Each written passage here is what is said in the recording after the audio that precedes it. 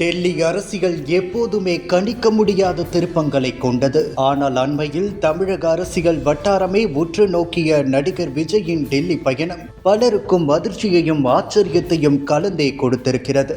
டெல்லிக்கு சென்ற விஜய் அங்குள்ள முக்கிய காங்கிரஸ் தலைவர்களை சந்திக்காமலே அவசரமாக தமிழகம் திரும்பி இருப்பதுதான் இப்போது ஹாட் டாபிக். முன்னதாக கேரளாவில் காங்கிரஸ் அரசு பதவியேற்ற விழாவிலும் விஜய் கலந்து கொள்ளாமல் தவிர்த்தது இந்த விவகாரத்தில் ஏதோ ஒரு பெரிய அரசியல் நெருக்கடி பின்னணியில் இருப்பதை அம்பலப்படுத்துகிறது.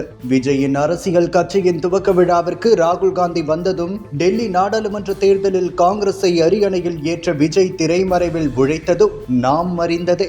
ஆனால் விஜய் காட்டிய இந்த அதீத காங்கிரஸ் பாசம் டெல்லியில் இருக்கும் ஏதோ ஒரு பெரிய தலைக்கு கடும் கோபத்தை ஏற்படுத்தி இருக்கிறது. அந்த பெரிய புள்ளியின் கோபத்திற்கு அஞ்சியே விஜய் இப்போது காங்கிரஸை விட்டு தள்ளி நிற்கிறாரா என்ற கேள்வி இயல்பாகவே எழுகிறது.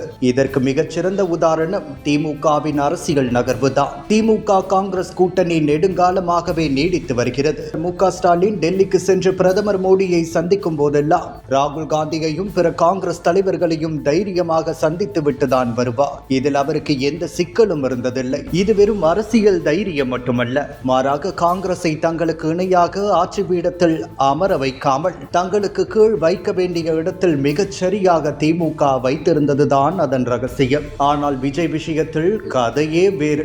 விஜயால் காங்கிரஸை கட்டுப்படுத்த முடியவில்லை. அதே நேரம் காங்கிரஸ் கட்சி விஜயின் தோள் மீது அமர்ந்து கொண்டு அரசியல் லாபம் தேடுவதை டெல்லியின் அந்த அதிகார மையம் விரும்பவில்லை. தமிழ்நாட்டின் ஆட்சியை பிடிக்க நினைக்கும் விஜய்க்கு தற்போதைய அரசியல் சூழல் கடும் நெருக்கடியை கொடுத்துள்ளது. இதனால் காங்கிரஸ் அபிமானி என்ற பிம்பத்தை சுமக்க அவரும் விரும்பவில்லை. இதன் விளைவாக இப்போது விஜயும் காங்கிரசும் குத்தமா என் குத்தமா யார் நான் குத்தம் சொல்ல என்ற பாணிகள் ஒருவருக்கொருவர் விலகி நின்று புலம்பிக் கொண்டிருக்கின்றன. இதற்கிடையே மற்றொரு முக்கிய அரசியல் திருப்பமாக மத்திய உள்துறை அமைச்சர் அமித்ஷாவும் விஜயை சந்திக்க மறுத்துவிட்டார். உண்மையில் இது சாதாரண சந்திப்பு தவிர்ப்பு அல்ல, மாறாக தமிழகத்தில் காங்கிரஸை விஜய் வளர்த்துவிட நினைத்தால் என்ன நடக்கும் என்பதற்கான டெல்லியின் நேரடி எச்சரிக்கை இது என டெல்லி வட்டாரங்கள் முணுமுணுத்து வருகிறது.